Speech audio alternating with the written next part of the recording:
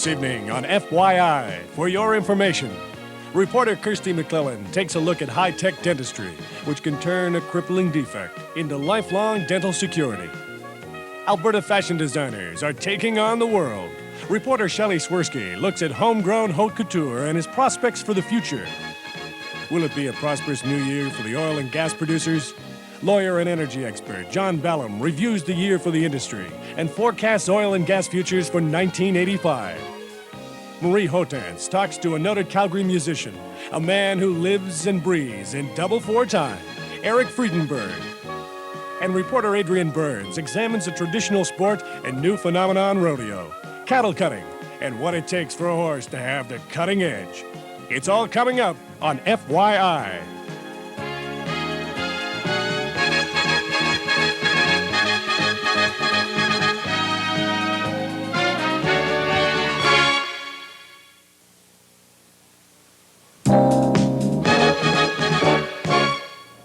Good evening and welcome to another edition of FYI. I'm Kirstie McLellan. Even in our high-tech society, many people still suffer the miseries of poor-fitting dentures.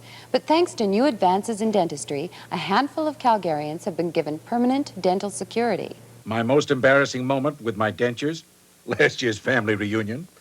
They were taking pictures, and when I said, cheese, my dentures nearly fell out. They even got it on film. We all know that television commercials don't always depict reality accurately. However, this is a familiar complaint. My teeth were clacking. It was quite embarrassing, you know, when I was talking to people, my teeth would clack all the time. Even yawning, my teeth would flip up and half pop out of my mouth. I felt self-conscious because I knew that I looked a lot older than I was. And I felt that my bite wasn't right. When I was about 40, I looked like about 60 because I had a cave-in so bad here. My cheekbones were in all the time. When the average Calgarian visits the dentist, he thinks of such routine procedures as fillings, extractions, and fluoride treatment. But now dentists and surgeons are developing special procedures for denture wearers. And for some patients, these advancements in dentistry are changing their lives. Betty Pollock had problems with her dentures for years. In her case, a relatively simple procedure corrected these problems: new dentures. With her old dentures, the length between her nose and chin measured 56 millimeters, but now with her new dentures, it's 65 millimeters. You can see the dramatic difference in Betty's new dentures on the left. Dr. Peter Finch explains. What we did with Betty was to build her new teeth on her existing ridges and bring her mouth back to the shape that it was at before. In other words, we built up the teeth to increase this dimension and also to bring her lips out forward to where they should be. I think I have improved in my looks because it made me look a lot younger, and my face isn't so drawn, and I can chew a lot better without getting sore jaws. Not all procedures are as simple as Betty's. New dentures couldn't help Florence Adams. Florence had enough ridge on her lower gums, but not enough of that bone ridge was exposed. This caused her dentures to wobble around. In her case, skin graft surgery was needed to correct the problem. Dr. Don Wakeham provided that surgery. He's the chief of oral and maxillofacial surgery at the General Hospital. Basically, the purpose of the skin graft is to create a better base for the denture. Most people who come in that require this procedure have a great deal of difficulty with keeping a denture in place. It's very mobile. Certain movements of their lips and tongue will displace it. Certain words that they say will cause it to flip out. So it becomes a very embarrassing situation at times, let alone the problems that they have with eating. So as a result, we use the skin graft as one of our alternatives to create a more stable base for the denture so that it doesn't wobble or wiggle or create a lot of sores that a mobile denture would create. Florence had a piece of skin removed from her thigh which measured approximately 6 inches in length by 2 inches in width, and it was as thin as a human hair. The skin was then grafted into her mouth. The existing skin on her bone ridge was opened and peeled down, then sewn around her jawbone. The new skin was then placed over the exposed ridge and sutured in. It now provides a firmer base for her denture. And Florence is able to sample food she hasn't tasted in years. I could eat anything. apples, peanuts, I eat anything. And I don't take them out. And before I couldn't even hold the bottom. Every time I'd open my mouth, it'd fall out. When people wear dentures for a long time, the bone which creates a healthy ridge wears down or resorbs. A synthetic bone material can be injected to create an artificial ridge. This procedure is called bone augmentation, and as you can see, the material forms a new bone ridge. The bone injection is also done by a surgeon, and it's a very simple procedure whereby an incision is made in the top of the gums, and then a small tube is injected into that area, and then the material is molded. And after it's healed and stabilized, then a new denture is constructed on top of it. The artificial bone is made from materials which come from the calcium phosphate family, so it's biologically compatible with the existing ridge. Dr. Wakeham has performed this procedure for 4 years in Calgary. See, before, if we wanted to add bone height to a part of the face in terms of a deficient lower jaw or a defect in the upper jaw, we would have to take part of one's rib or hip to replace that. And this, although it can be expensive, it does alleviate the need for that operation and increase morbidity or problems by having to take a rib or a hip material for the bone substitute. The bone will not wear down, however, if teeth or a suitable substitute exist in the ridge. One such substitute is the mandibular staple. This orthopedic device is planted in the mandible or lower jaw to hold the denture in place. The staple is made from a high-strength titanium alloy, which is biocompatible to the tissue. Once implanted, the patient can chew with confidence. With the implant system, we find that the ability to enhance greatly the amount of retention of a denture is phenomenal. A small incision is made under the chin. The surgeon then drills a series of holes into the mandible and pushes the staple up through the holes. The procedure was developed by Dr. Small, a surgeon at Mount Sinai Hospital in Detroit, Michigan. Originally, it was used to help rebuild the jaws of cancer patients, but now it's been modified for denture wearers. A superstructure is built on top of the staple so that the denture simply snaps into place. Having the staple put in and being able to eat and not have a sore mouth constantly there's just no comparison there's no way to describe it. Alice Keel says the staple operation has had a profound effect on her appearance and the way she feels about herself. My mouth's not sore anymore, and it just feels as though I've got my own teeth in. You know, it just doesn't bother me at all. My face is filled out. I've been complimented and told that I look about 10 years younger. I can eat apples and carrots and steak without any problems, and even raspberry jam. There is a natural alternative to the mandibular staple, providing the patient hasn't had all his teeth extracted. It's called the overdenture. The surgery required is minimal compared to the staple implant. Dr. Finch performed the overdenture procedure on Barbara Rutledge. When we first saw Barb, she had 4 lower teeth that were very badly decayed and broken down. Rather than making her a conventional denture and removing those roots, we decided to hang on to them to help stabilize her lower denture. And what we did was we removed the nerve in these 4 teeth, maintaining the roots of them, and then put gold posts over top of it to help protect the roots. What this does is it helps maintain the bone level and also helps stabilize the lower denture.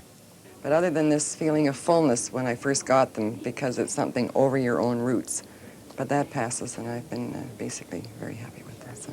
The beautiful thing about having any kind of a retentive system for a lower denture is it stops the denture from moving.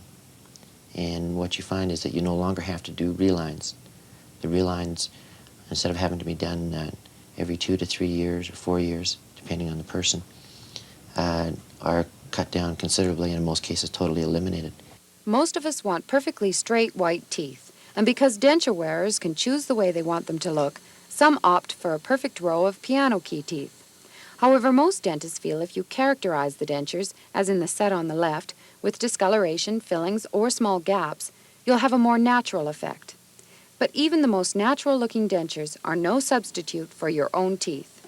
Today, we're becoming more aware of the necessity for good dental health, and dentists will try to salvage teeth if at all possible.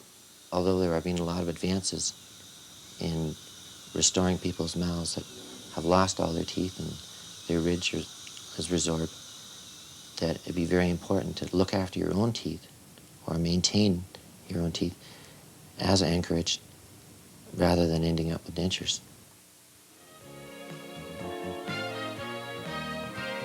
Still to come on FYI.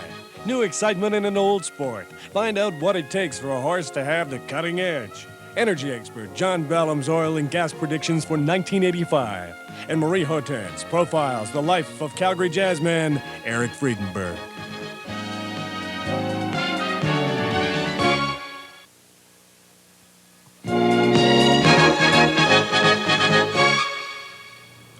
Look almost anywhere in Calgary's music scene, and you're liable to find Eric Friedenberg, a versatile performer whose talents extend in nearly every direction. As he keeps those musical contributions pouring in, life for Calgary's jazzman moves at an extraordinary tempo.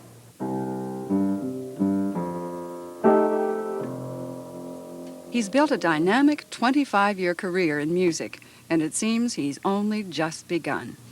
At 45, Eric Friedenberg has already turned his considerable talent and energy to an impressive medley of accomplishments, scoring themes for television, writing commercial jingles, coordinating the studio music program at Mount Royal College, as well as teaching as a sessional instructor at the University of Calgary. Whether he's conducting a large orchestra, writing, or performing, Eric is the leader of the band. And what's more, he makes it look easy. Can he remember a time when he wasn't involved in music? No, I really can't. I really fell in love with it very early and very young, and I've always played. I started off with the Lions Club Boys and Girls Band here in Calgary, and we played football games down in Mawada Stadium. And we'd sit right on the bench next to the players. These are the old days, and this is really... Well, you're a very old person here. That's right. And this was really basic music business and basic football, and it was a great upbringing because I fell in love with two things at the same time. But this was back when I remember Woody Strode and Sugarfoot Anderson and all those people, because I was about 8 years old at that time. We played in the band. You played in a band when you were 8? Well, in a boys and girls band. When did they give you a cape and a hat and a clarinet, and they send you down to Mawada Stadium and played the football games. Well, when did you start to study music then, if you were playing About then. Oh, I was, about grade 3 or 4. I would start taking lessons. Did you start with the flute? No, I started on the clarinet. Really? And I played that for years. Actually, the flute was the last thing I did. So the saxophone preceded the... Yeah, I played the clarinet, and I played the saxophone because I could play dance jobs and things like that. And so I got into that, and then I learned the flute after that. You ever want to play the tuba or something no, exotic? I think I'll leave that. Yeah, leave that one alone. Yeah.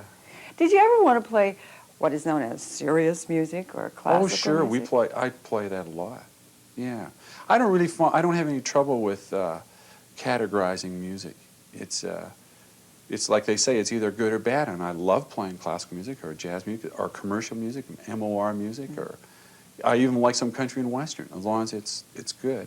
Although I can't play it, we don't play country and western on a saxophone too much, But sure. But you didn't ever have a desire to make a career of classical music, to be a soloist with a philharmonic orchestra? No, I've always admired the discipline, and I often practice that repertoire because of the discipline it gives you. But no, I don't feel my music expression is best served that way. Mm. What do you think about the musical climate in Calgary? It's excellent. It's frustrating at times because of the outlet. But there's wonderful players around. There's good players, there's good players here as there is anywhere. And the climate is very good. There's some great players, and you can really play with wonderful people. Has music been good to you? Yeah, it's been great. It really has. I hope I've been good to it. But no, it's been terrific. It's a wonderful way to make a living. It's if you really like what you do, it's not work. I'm sure you find that too. But you must work exceptionally hard because you're working in music, but in so many different areas. That's why living in Calgary, you have to, and I think it's part of the charm. I don't know if charm is the right word. I guess it is. Here you can work in so many things. If you lived in Toronto or a bigger city, you'd be pigeonholed, or you'd have to be a specialist in an area, either as a writer or as a player or as an educator or whatever. But in a center like Calgary, you can do a variety of things, which is lots of fun to do, and plus you have to do it to survive in the business. 1, 2, 3. For at least part of the time, the music hall becomes a classroom, and the maestro becomes an instructor. Teaching helps sharpen his own ability, he says, but how does Eric manage to fit it into such a busy schedule? Well, sometimes it's hard because of the schedule that we're on, that sometimes you have to bounce things back and forth. It kind of looks after itself. I think if you know what you're doing, and if you can get, the kids that I'm involved in at the college and the university are serious about it. They're daytime people. They're doing it in the daytime. They're committed to doing what they want to do. And it's not like teaching somebody over a supper hour that their mom is making them take clarinet lessons. So it's completely different. You're having committed people that are really into it. So that's easy from that point of view, and you really get involved with them. And teaching is a very selfish thing, too, because you get so much out of it. By teaching, you're constantly reminding yourself of the basics, things that you have to do, and it's great. Mm-hmm. So I don't mind it, or I don't find it confusing at all from that point of view. You must be a very organized, disciplined person. Are you an organized? My wife is organized. She just points me where I have to go. Well, the business is such that it either, there's so much you can't handle it, or you're panicked because you don't know when you're going to eat next. And it's always, and I think it'll always be that way. Things always happen at the last minute.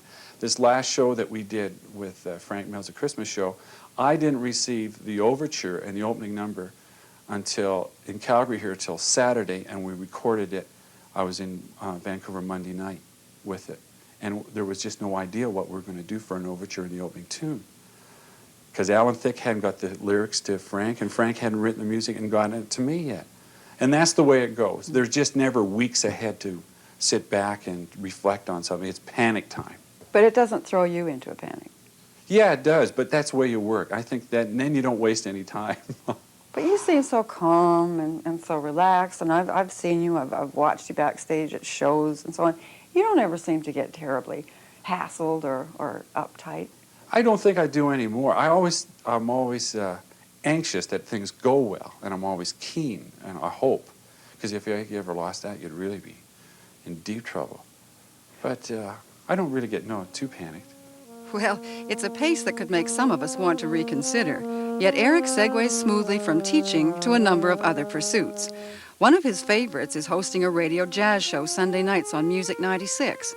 Offstage and behind the mic, Eric can present music in a more relaxing medium. Once again, it's just a question of when. I usually do that when I come home from work at nights. The station kindly has given me a real good tape machine, a professional tape machine, and a setup here that I can use at the house. So I do the pre-taping here, and they produce it at the station for me. You know, the next pass, I'd like to, can we get some of the soprano just a little wetter? Yeah. One of the most challenging aspects of the business is composing music, blending inspiration and technical know-how to create a new sound. Eric explains how he came up with just the right sound for our theme on FYI. Well, Brian Vos asked me to write the theme, and we got together, and he had some ideas about how the musical thrust should be, and I had a few, and we put it together and recorded it here in Calgary. But where does it come from? I mean, where? Well, it's you have to take in a lot of things. If it's a news show, it has to be up and exciting, and I try to get kind of a telegraphic da da da da da da da kind of thing, singing wires and newsy type things, and of course Brian told me about what the graphics were going to be. So you marry hopefully the music along with the graphics, and then it kind of makes itself. After you know what you have to do, it forms itself, really. Oh. It writes itself. Yeah, it does, really, after you know what you have to do. Do you like writing? Oh, yeah, it's great. Do you do commercials and that sort of thing? Usually it's a lot of fun. Sometimes it's a staring contest with the paper, but usually it's a lot of fun. The main thing is if you understand what the general overall concept of it has to be, then you say, well, it's going to sound like, or it's going to be like this, then it's easy. But if you don't have an overall concept, it's a staring contest, and that's awful. There's no hesitation when it comes to performing, though. Eric and the Saturday Pro Band get their licks in Saturday afternoons when the Palliser Hotel swings to the sound of big band. Judging by the audience, big band is making a comeback, Friedenberg style. It's great fun because we play the Saturday Pro Band in the winter season, which is basically from September to May, plays every Saturday, which is really unique to have 20 guys employed for 3 hours once a week playing big band jazz. It's great. Is that your favorite venue or No, music expression? it's just like the old expression, you love the girl you're with. Whatever I'm doing at the time, I really totally enjoy it. If I'm writing a real commercial chart for a singer or playing esoteric big band jazz, I just, whatever at the time. And I think that's really why I'm so lucky, is be able to get involved with so many different things that you can keep interested and still have fun at it.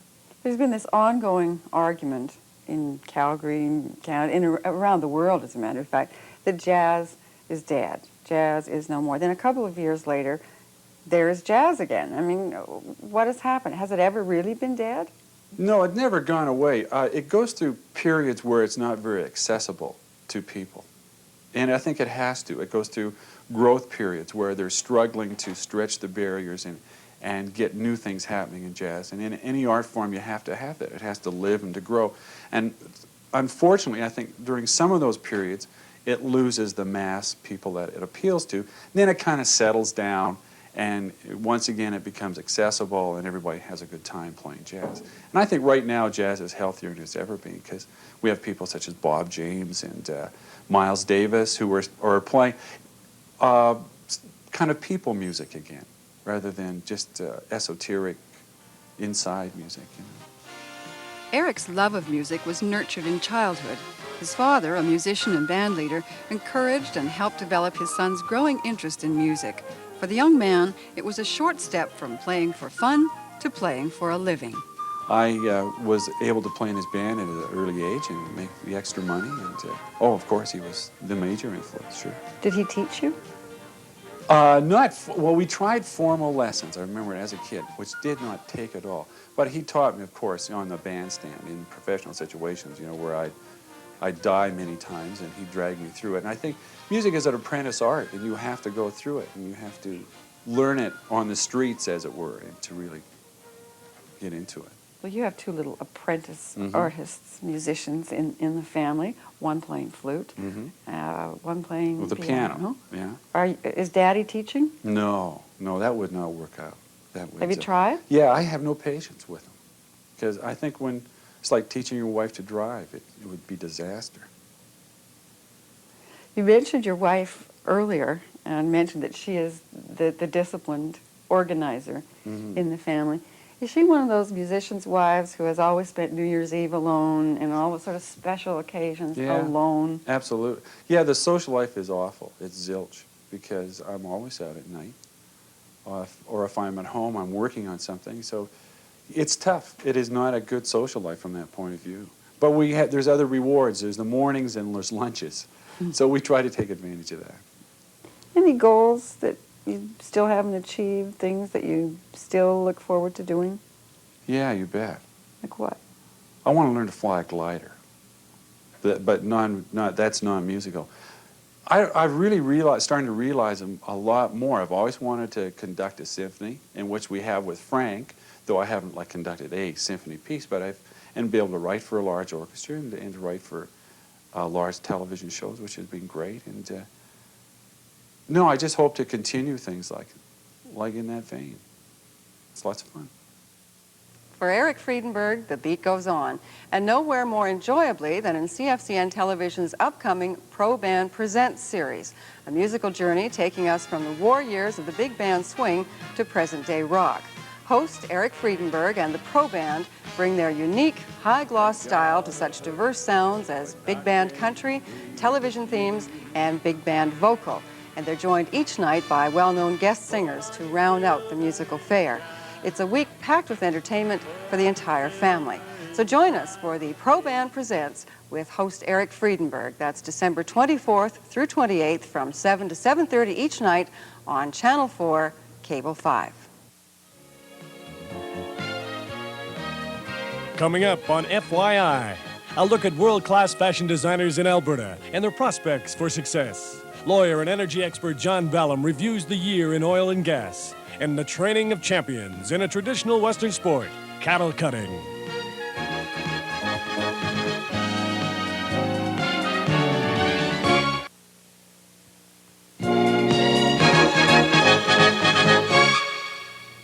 Since the bygone days of the cattle drives, the art of cattle cutting has grown into an intensely competitive sport. Spectators and competitors alike are finding new excitement in cattle cutting, which requires the inbred reflexes of a champion cutting horse, that is. In this sport, even the rider will tell you the horse is the star.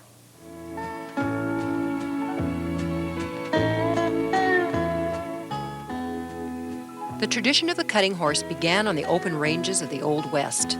The cowboy used a cutting horse to separate cows out of a herd for branding, sending to market, or other purposes. A good horse and rider were able to accomplish this without disturbing the rest of the herd or causing a stampede. This work still is done as a regular part of ranching life in North America. That horse that used to be at home only on the range has become part of a popular spectator sport. A high-stakes competition that attracts millions of dollars in horse flesh and the same in prize money. Over the years, the cutting horse has become the star of this growing competitive sport. In the United States, they compete for millions of dollars in prize money in hundreds of events each year. The National Cutting Horse Association contests are enticing the most expensive horses and the biggest purses. Horse buying syndicates are pushing the prices of these quarter horses into the hundreds of thousands of dollars. Although there are some high rollers in the Canadian cutting horse world, the prize money and the crowds are not as great. Canadians are in the sport for many reasons, as competitor Einar Brasso explains. The sport involved in cutting horses is such a complex, almost a mind-boggling phenomena, because you're not dealing with an innate object that you hit over a net that is always the same. The horse is always different, the cow is always different, the surroundings are different, and it's almost an art form to get all those factors correlated and make it work. Trainer, judge, and Canadian champion Bill Collins explains that cutting is a practical sport which is becoming an art form. The cowboy demonstrates the skill and the extreme cow sense of this unique animal. After you have a cow cut out of the herd, it is basically the horse who has to do the rest at handling that cow to stay in position with its movements, to keep it from returning to the herd, and to counter its movements. The rider does have quite a bit to do with it by having to stay in balance and time with the movement of the horse. Be able to call on your horse at times if he's a little bit late coming out of a turn, but not to override him to the point that you make him miss a cow and get him in trouble.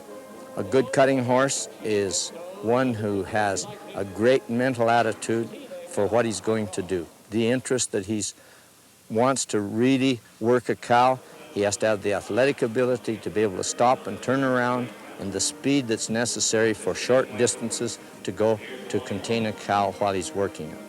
Being a judge like Bill Collins demands its own kind of skill. Each competitor has 2.5 minutes. In Canada, there are 2 judges scoring each performance in a range of 60 to 80 points. 80% of those points goes to the horse who must control the cow as close to the center of the arena as possible. What a cutting horse does in competition is almost what he does on the open range. Cutting horse competition is no longer just a hobby for the range cowboy. Today, it's big business. Chunky Woodward, chairman of the board of Woodward's department stores, has a very special interest in that business. A lot of the businessmen, it's one of the few horse sports that they can get into and ride themselves. I mean, age basically has nothing to do with it. And a lot of people, rather than just show a horse and have somebody show it for it, like to do their own riding. And it's, anybody's been on a cutting horse, it's a real thrill to ride. Outside of the thrill, there is one other big reason why men like Chunky Woodward would be involved in the world of cutting horses. the prize money has grown, you know, where at one time the big prize money was maybe $2,000 in a competition. Now, when you get to the big ones, you know, you're talking well in excess of $1 million in the one contest. Many of the people involved are ranchers and breeders, but there are teachers, athletes, and entertainers. All of them, like businessman Einar Brasso, enjoy getting back to the basics. You know, the romance, if you will, of the cowboy over the last couple of 100 years is, I think, especially for us Western Canadians, pretty prominent in our minds. And it's not that we want to be like a drugstore cowboy or a Tom Mix or anything, but it is a very satisfying way of life that was developed over the years, and I sure enjoy being a little part of it. The reasons for being part of the cutting horse world seem as varied as the people who buy, sell, and compete with these animals. Songwriter and entertainer Ian Tyson is completely involved with the cutting horse phenomenon. Cutting is a practical working type of thing that can be applied to. You know, we cut cattle here in a non-competitive way when we're sorting cattle, and which they do. So, I guess it's, you know, it's all wrapped up with the romance of the old West, and it really helps my music because it gets me away from it and gives me a chance to, you know, you need to get your perspective and stand at a distance from your writing and your music, and I find it really helps in that way. The two work real well together. They kind of recharge the batteries on both sides, you might say.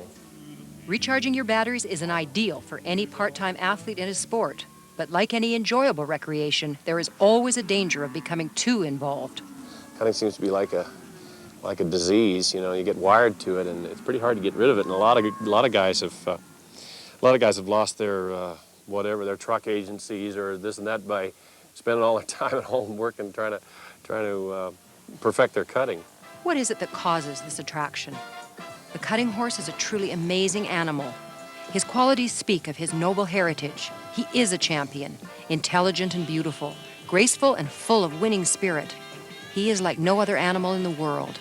Some of them are on such a fine line of being a genius, as we would call it, to the degree that you've got to be very, very careful in their training, or you can overdo it and create lots of problems. They are that smart and that intelligent about working the cow. His intelligence speaks of his finely bred bloodlines and the proud tradition he represents. Over the years, the training and breeding techniques have been fine-tuned, and there's an owner's incredible pride in having bred a champion. The ultimate success, I think, in the cutting horse business is to raise and develop a horse of your own that you've raised from a mare that you have produced and shown and hopefully won something with, and couple it with an outstanding stud and produce an outstanding colt and go from there. The cutting horse continues to rise in importance with this increasingly popular sport. The competition is stiff for both breeding stock and prize money. As breeding and training techniques have improved, the cutting horse has assumed a special place in Western life and tradition. There's a better understanding of the sport, along with athletic ability, but the most important attraction of all is the open field for competitors. Men and women compete equally, and the competitor's age is no object. The real thrill of it, you know, at one time was riding, you know. I mean, you know, going to rodeos or just going to competition, because they're really a thrill. You get, you know, you get all hypered up anyhow when you're riding, and that is the one thrill of it. And the other thrill is breeding your own horses and watching either you ride them or somebody else ride them. And, you know, I've liked being around horses. You know, I say, well, you know, and people say, well, I like being around dogs too, but, you know, the horse business is a fun business. Still to come on FYI, Alberta fashion designers prove they can take on the world. And John Ballem looks at the oil and gas industry's future for 1985.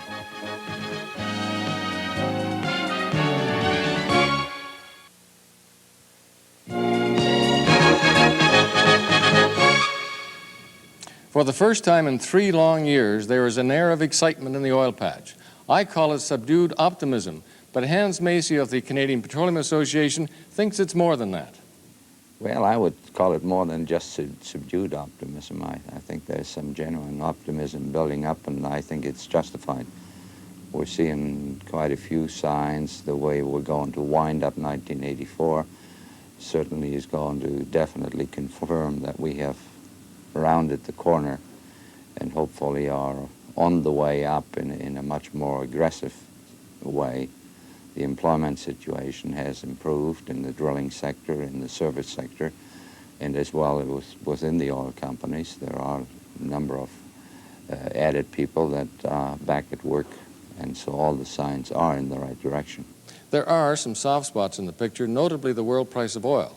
But even if OPEC fails in its efforts to maintain the world price, the impact on Canadian crude oil should be fairly minor.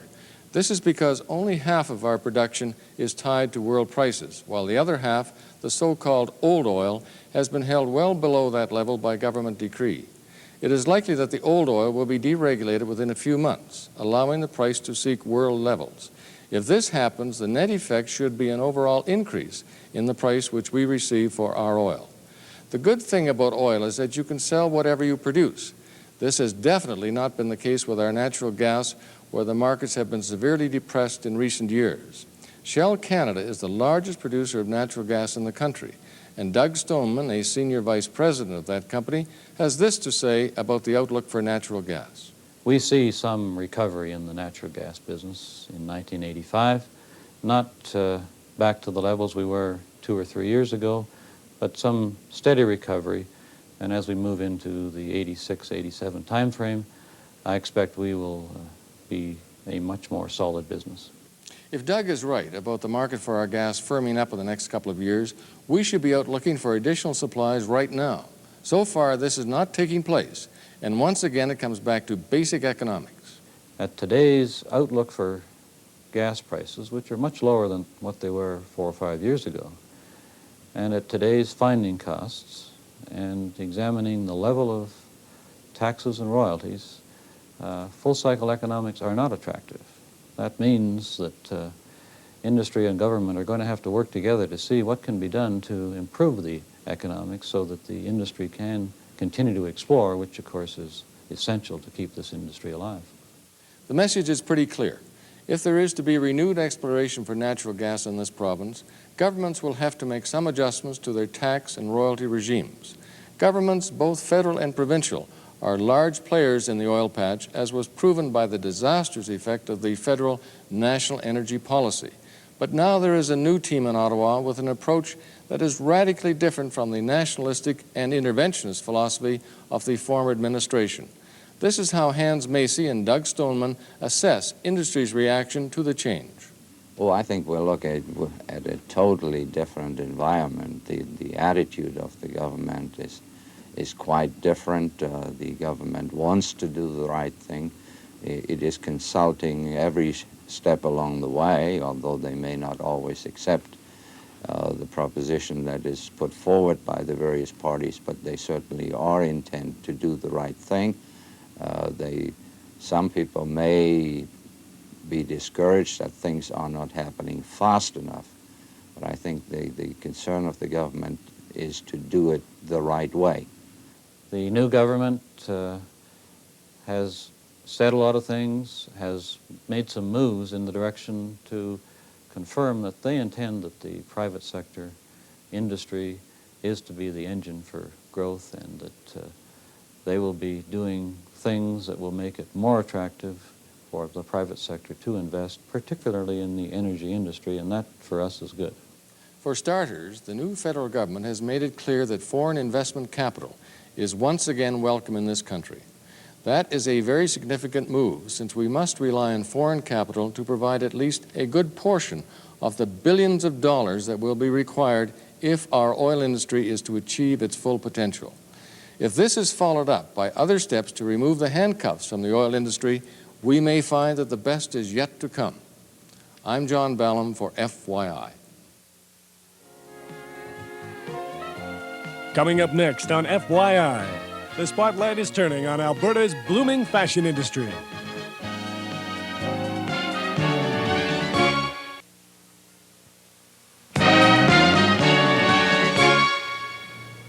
For top drawer designer fashions, Alberta women no longer have to look outside the province. There's a small but talented fashion industry beginning to bloom here.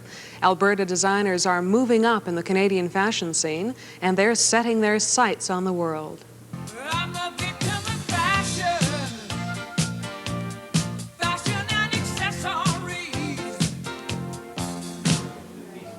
The fashion design industry in Alberta is showing signs of increased growth. Designers are hoping to promote consumer awareness of their product. They hope they'll convince Alberta buyers to stay closer to home when spending those fashion dollars. Alberta designers must also compete with their international counterparts in the marketplace. They must prove to the fashion-conscious consumer they're a viable alternative to the Calvin Kleins and Oscar de la Rentas of the world. When local fashion shows are held, some buyers are surprised with what Alberta designers actually have to offer. Oh, I think they exhibit much originality. Their clothes move well, they're thoughtfully designed, and generally very appropriate. The craftsmanship and the workmanship and everything was just really top-notch, I thought. Well, I thought they showed great ingenuity and most inspiring, and I think that our Western designers' place would be second to none in Canada amongst the Canadian designers. The Alberta designer community is composed of about 50 designers. A dozen of those professionals are successful insofar as they've found a market for their product. One of the problems faced by popular Calgary designer Ken Wan is a lack of adequate manufacturing facilities. He has chosen to take on the manufacturing himself.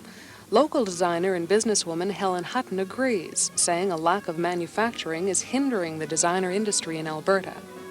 There is only about 4 or 5 that are interested in fashion. There is more opening up now because they realize there is going to be a market with Expo coming up in Oco. So they're trying to expand, but they do not have the knowledge. And it would not help, for instance, for me to take a show outside of Calgary or Canada, because there's nobody that could reproduce or manufacture those goods to fill an order. Other designers in the province produce one-of-a-kind items, but this too isn't without its problems. Elaine Street of Edmonton complains seamstresses who simply copy patterns are cutting into the designer's market. After people have gone to a seamstress and seen how cheaply they can have something made, even if the quality is not good, they really are unhappy to pay designer prices, even if your prices are relatively reasonable, adding up the cost of fabric and labor and so forth, coming out about equivalent to a ready-made garment. They still don't want to do it. But why should consumers spend the extra dollars to purchase designer clothes? For example, this white silk dinner suit by designer Esther Huguet costs $325. This blue wool suit by Jerry Chong costs $300. A fine wool shirtwaist dress by Carolyn Sandstrom retails at $290.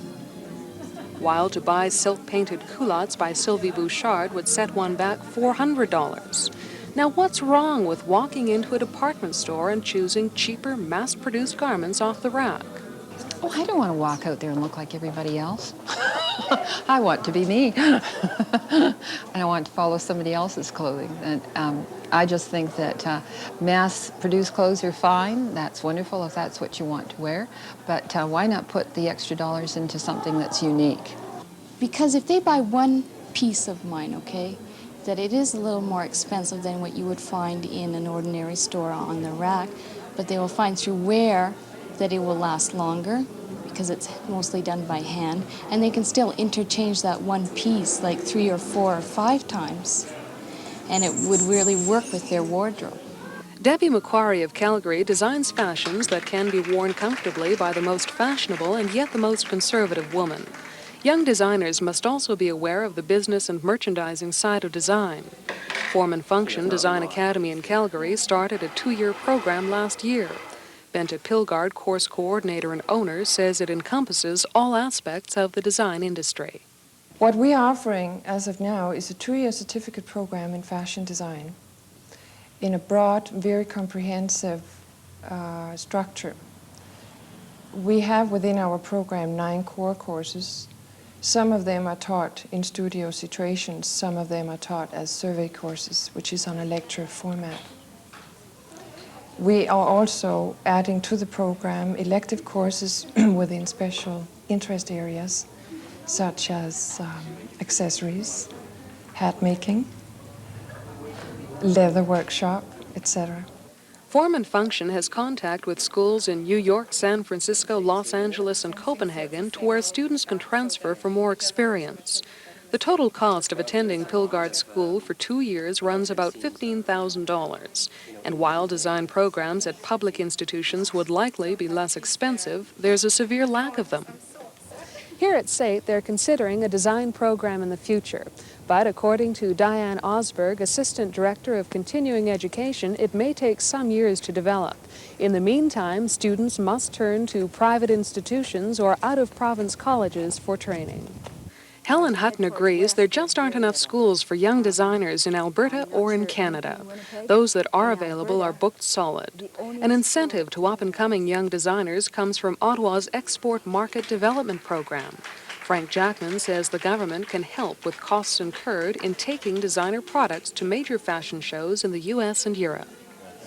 The program is an excellent one, I think, in that it takes the form of a loan which, if they are successful in their endeavors and profit from the assistance, it's repayable. If at first you don't succeed and you have to try again, your first try is on us. Alberta designers have suffered some setbacks in the past, but now there's optimism as their designs begin to appear in more and more stores. In Calgary, they include Panache on Kensington Road Northwest, First Lady on 17th Avenue Southwest, and the Bay. Designers in Alberta feel the best is yet to come. They're excited. Constantly people are calling me to get information about designers where 2 years ago they didn't. The charm and style of Alberta designs are pleasing the most discriminating judges, the public.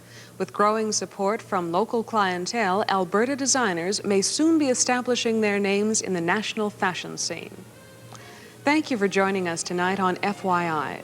For Kirstie McLellan, Marie Hohtanz, Adrian Burns, and John Ballem, I'm Shelley Swirski, wishing everyone the best of the holiday season. Good night.